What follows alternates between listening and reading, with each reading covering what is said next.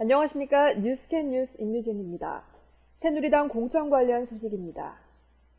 새누리당이 14일 서울 강남을 이영조 전 후보와 서울 강남갑 박상일 전 후보의 공천을 번복했습니다. 이 전 후보는 2010년 발간한 논문에서 5.18 광주민주화운동과 제주 4.3 사건에 대해 반란, 폭동 등의 표현을 써 이미 논란을 빚은 상태였습니다.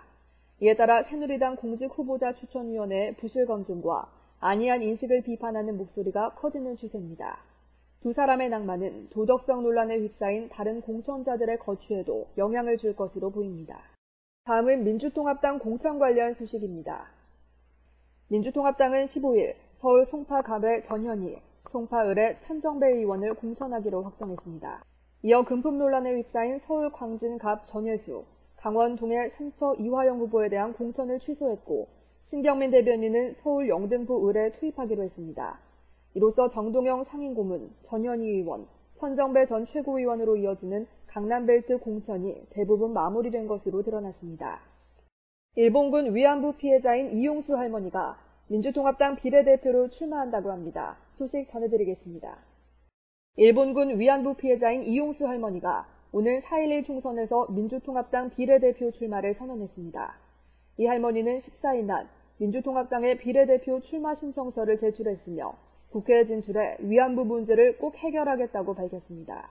이 할머니는 지난 2004년 서울행정법원에 외교통상부 장관을 상대로 한 한일회담 문서 공개 소송을 내 원고 대표를 맡아 승소를 끌어냈으며 2007년에는 미국 의회 청문회에 참석해 증언을 통해 위안부 결의안을 이끌어내기도 한 것으로 알려졌습니다. 다음은 민간인을 불법 사찰해서 논란을 일으킨 국무총리실 공직윤리지원관실에 관한 소식입니다. 민주통합당 MB정권 비리 및 불법 비자금 진상조사 특별위원회는 14일 민간인 불법 사찰을 주도한 국무총리실 공직윤리지원관실이 2년간 매월 280만 원씩 청와대에 상납해왔다는 내용의 녹취록을 추가로 공개했습니다. 지난해 8월 장 전 주무관은 이영호 비서관이 마련해준 돈이라며 제3자가 전해준 2천만 원을 받았고 증거를 남기기 위해 이 돈을 통장에 보관하다 최근 돌려준 것으로 밝혀졌습니다. 특위는 돈 상납은 청와대가 국무총리실 공직윤리지원관실의 업무에 개입한 증거라고 주장한 것으로 알려졌습니다. 다음은 오늘 새벽 0시를 기점으로 발효된 한미 FTA 관련 소식입니다. 한미 FTA 발효에 따라 당장 값이 떨어지는 품목은 오렌지 등 미국산 과일과 와인 등에 국한될 것으로 보입니다. 그러나 관세 철폐폭만큼 값이 떨어져 가정경제에 큰 도움이 될 것처럼 기대감을 심어주고 있는 정부 홍보가 과장 논란에 휩싸였습니다.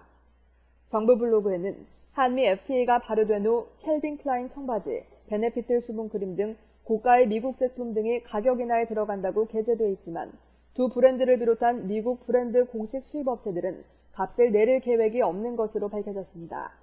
전문가들은 한미 FTA 발효로 당장 물가가 크게 떨어질 것으로 보는 것은 섣부른 기대라고 지적했습니다. 박원순 시장의 새로운 뉴타운 정책에 관한 시민들의 설문조사가 공개됐습니다. 소식 전해드립니다. 박원순 시장 취임 이전의 뉴타운 재개발 방식에 대해 서울시민 67.2%가 개선이 필요하다고 답했고 필요 없다는 시민은 18.8%인 것으로 나타났습니다. 찬성한 시민 중 41.3%는 세입자와 영세 가옥주 등 거주자 보호의 이유를 들었고 반대한 시민은 새로운 갈등 유발, 집값 하락 및 주택 소유자 불안 심리 가중 등의 이유를 들었습니다. 새로운 뉴타운 정책의 보완점을 묻는 질문에는 22.9%가 주민 의견 수렴이 우선적으로 필요하다고 답했고 원주민 보호 차원에서 추진, 적극적이고 신속한 추진 등이 뒤를 이었습니다. 문화 관련 소식 전해드립니다. 아서 밀러의 세일즈맨의 죽음을 원작으로 하는 김명곤 연출의 연극 아버지가 다음 달 13일부터 29일까지 동숭아트센터 동숭홀에서 공연됩니다.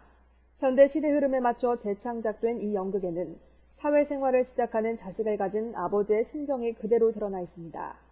출연배우 이순재와 전무송은 무대 위에서의 숨막히는 연기를 통해 관객들에게 큰 감동을 선사할 예정입니다. 다음은 스포츠의 소식입니다. 박지성이 맨유가 빌바오를 이기고 유로파 리그 8강에 진출할 것이라는 믿음을 내비쳤습니다. 이어 공격적인 모습으로 맨체스터 유나이티드의 플레이를 확실히 보여주면 맨유가 4만 명의 빌바오 홈팬들을 조용하게 만들 수 있을 것이라 강조했습니다. 한편 박지성은 빌바오와의 격돌을 하루 앞둔 14일, 스페인 빌바오에 도착한 것으로 알려졌습니다. 이상으로 오늘의 뉴스를 마치겠습니다. 시청해주신 여러분 고맙습니다.